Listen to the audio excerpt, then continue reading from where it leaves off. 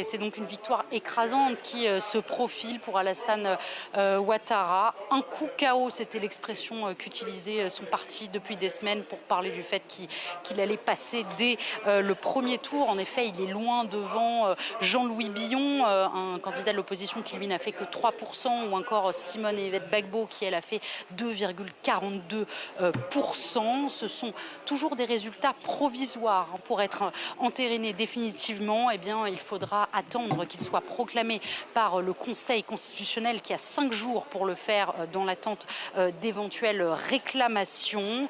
Alors le président de la commission électorale indépendante a également annoncé au cours de son allocution le taux de participation qui se situe donc à 50,10%. C'était un enjeu majeur pour ce scrutin. Elle a été massive dans la plupart des départements du Nord, le fief d'Alassane Ouattara, comme chez lui à Kong, où elle a atteint 99%.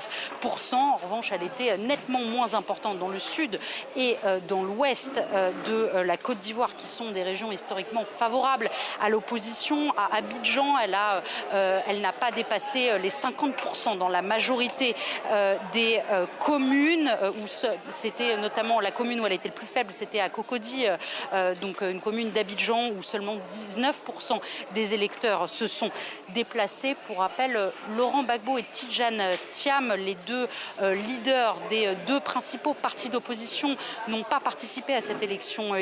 Leur candidature avait été rejetée par le Conseil constitutionnel. Dans un communiqué, leurs partis, qui ont qualifié cette élection de coup d'État civil, eh bien, ont appelé à réorganiser une nouvelle élection et ont appelé leurs partisans à continuer à se mobiliser dans la rue. Si le scrutin, eh bien, il s'est globalement bien déroulé, des incidents ont entravé le vote dans moins de 2% des bureaux de vote. C'est ce qu'a également annoncé le président de la commission électorale à l'instant.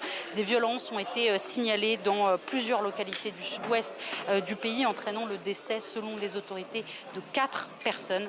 4 autres personnes avaient déjà perdu la vie au cours de mouvements de protestation contre le processus électoral intervenu les jours précédents.